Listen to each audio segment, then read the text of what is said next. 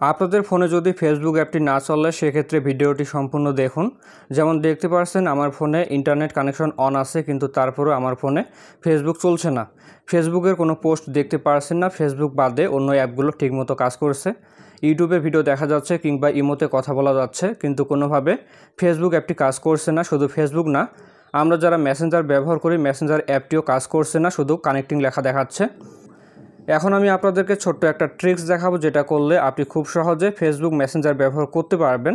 এই জন্য একটা অ্যাপ ফোনে ডাউনলোড করতে লাগবে। অ্যাপটি ডাউনলোড করার জন্য প্লে স্টোর ওপেন করবেন, তারপর সার্চ অপশনে লিখবেন সুপার ভিপিএন। এটা লেখার পর সার্চ করবেন। সার্চ করার পর দেখবেন সবার প্রথমে অ্যাপটি চলে আসবে। এই অ্যাপটি আপনারা আপনাদের ফোনে ডাউনলোড করে নেবেন।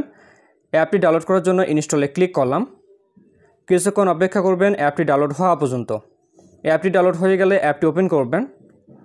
ওপেন করার পর এরকম ইন্টারফেস শো করবে। যদি কোনো পারমিশন চায় পারমিশনগুলো অ্যালাউ করবেন। এরপর কন্টিনিউ অপশনে ক্লিক করবেন। এবার এখান থেকে আমরা অ্যালাউ করব। এটা হচ্ছে অ্যাপের হোম পেজ। আপনি কি করবেন, অটো সিলেক্ট এখানে ক্লিক করবেন। এরপর এখান থেকে আপনি ইউএস অথবা ইউকে যে কোনো একটা সিলেক্ট করবেন।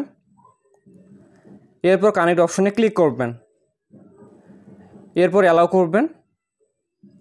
এবার কিছুক্ষণ অপেক্ষা করবেন।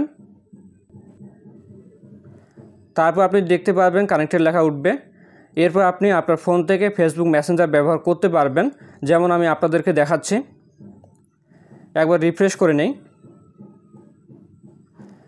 এবার দেখুন আমার ফেসবুকের স্টোরিগুলো দেখতে পাচ্ছি। এবার কিন্তু আমি আমার ফোন থেকে ফেসবুক ব্যবহার করতে পারবো। ভিপিএন ব্যবহার করার সময় একটা কথা অবশ্যই মাথায় রাখবেন, সেটা হচ্ছে ভিপিএন ব্যবহার করে আপনার ফেসবুক আইডি বারবার লগ ইন লগ আউট করবেন না। এক্ষেত্রে আপনার ফেসবুক আইডিতে প্রবলেম হতে পারে। ভিডিওটি ভালো লাগলে ভিডিওতে লাইক করবেন। দেখা হচ্ছে নতুন কোনো ভিডিওতে। সকলে ভালো থাকবেন। ধন্যবাদ।